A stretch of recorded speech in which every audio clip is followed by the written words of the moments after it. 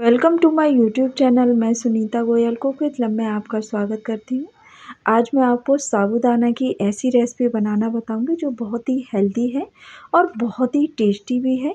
तो चलिए टाइम ना बर्बाद करते हुए रेसिपी स्टार्ट करते हैं। यहाँ मैंने साबूदाना लिया है, ये मीडियम साइज़ का साबूदाना है और हमें मीडियम साइज़ का ही साबूदाना चाहिए अपनी रेसिपी के लिए, ना तो बारीक वाला और ना ही ज़्यादा बड़ा वाला। तो हमारी रेसिपी के लिए ये साबूदाना परफेक्ट है। तो यहाँ मैंने आधा कप साबूदाना ले लिया है।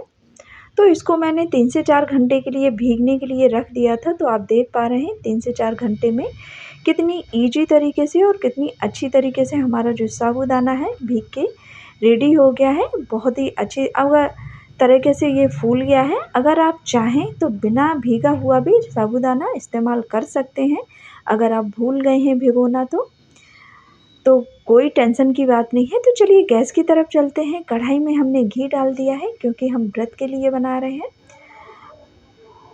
तो घी डालने के बाद हमें क्या करना है, इसमें हमें कुछ जो अपने ड्राई फ्रूट्स लिए थे वो हम भूनेंगे। तो घी ज़रूरी है, हम व्रत के लिए बना रहे हैं, कुछ हेल्दी तरीके से बनाना है।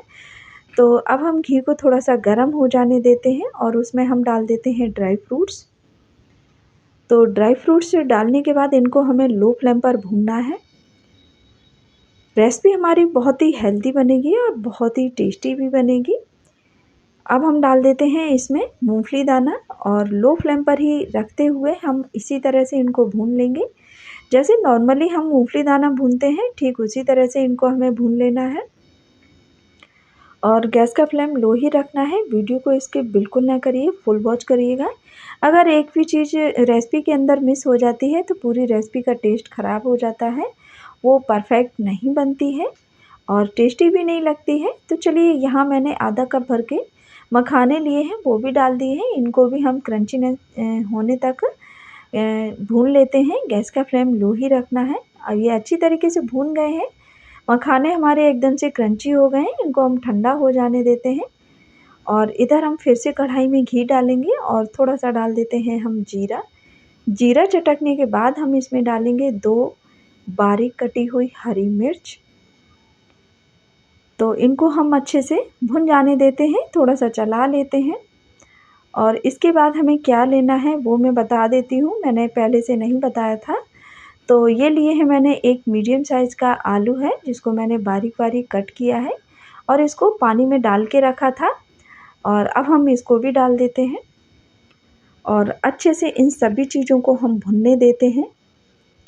रेसिपी हमारी बहुत ही टेस्टी और बहुत ही ईजी तरीके से बनेगी, इसकी मैं गारंटी लेती हूँ।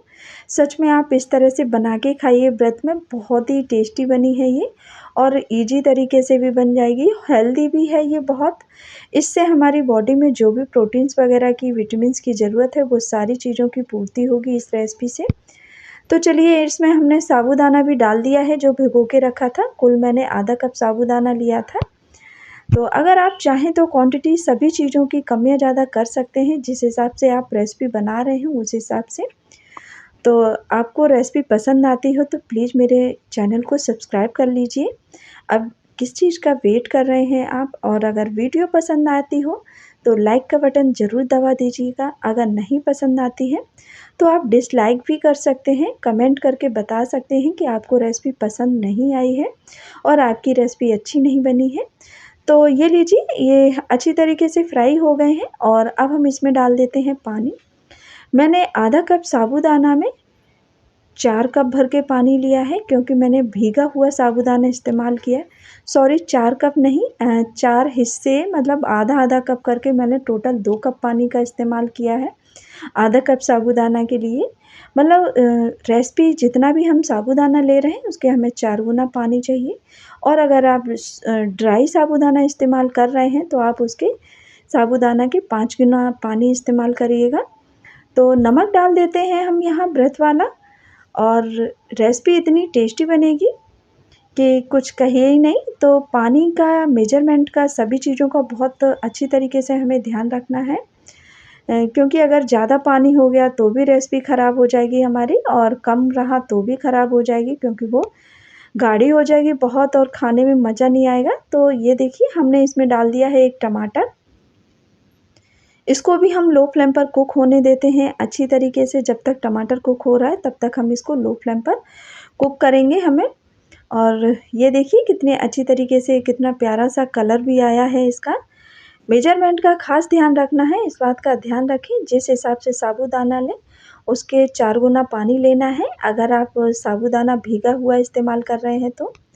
अब हम डाल देते हैं इसमें काली मिर्ची का पाउडर, और इसके बाद हम इसमें डालेंगे जीरे का पाउडर। जीरा मैंने भुना हुआ लिया है, तो भून के और पाउडर बना के हमने इसका इस्तेमाल किया है अपनी रेसिपी में। सच में इन सभी चीज़ों को एक अलग से एक यम्मी सा टेस्ट आता है। और अगर खिचड़ी बनाने के लिए आप ड्राई इस्तेमाल कर रहे हैं तो याद रहे आपको 5 गुना पानी लेना है। अगर 1 कप साबूदाना है तो आप 5 कप पानी लीजिए ड्राई साबूदाना के लिए, और भीगा हुआ साबूदाना ले रहे हैं तो 1 कप साबूदाना के लिए 4 कप पानी लेना है। और ये देखिए हमने डाल दिया है आधा नींबू का जूस। तो लेमन जूस बहुत ज़रूरी है, इसका भी एक अपना खट्टा सा तीखा सा जो रेसिपी हमारी बन के रेडी होगी ना, खट्टा खट्टा सा बहुत ही टेस्टी लगेगा। और वैसे भी हम व्रत में ना रोटी सब्जी तो खाते नहीं है, भूख तो देखो सभी को लगती है, काम भी करना होता है तो, और एनर्जी भी चाहिए हमें। तो ये लीजिए एनर्जी के लिए हम डाल देते हैं इस रेसिपी में अपने ड्राई फ्रूट्स जो भी हैं। आप काजू भी डाल सकते हैं, मैंने इसमें काजू नहीं डाले हैं, पर आप काजू भी डाल सकते हैं, किशमिश भी डाल सकते हैं। जो ड्राई फ्रूट्स आपको पसंद हैं वो ड्राई फ्रूट्स आप इसमें डाल सकते हैं। रेसिपी हमारी ये व्रत में खाने के लिए एकदम से हेल्दी है और इससे बहुत ही एनर्जी मिलेगी। आप कटोरी भर भर के खाएंगे, इतनी टेस्टी बनेगी, व्रत का इंतज़ार नहीं करेंगे कि मैं व्रत रहूँगी तब भी खाऊँगी।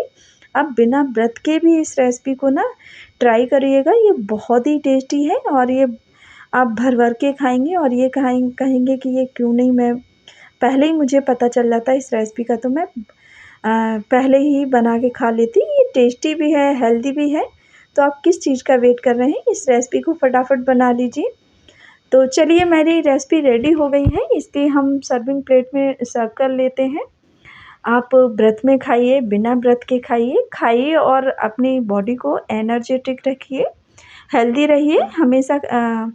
और ये देखिए बहुत ही ईज़ी तरीके से टेस्टी रेसिपी तैयार है, तो ट्राई ज़रूर करिए। मेरे तरीके से रेसिपी पसंद आए तो मेरे चैनल को लाइक शेयर सब्सक्राइब ज़रूर करें।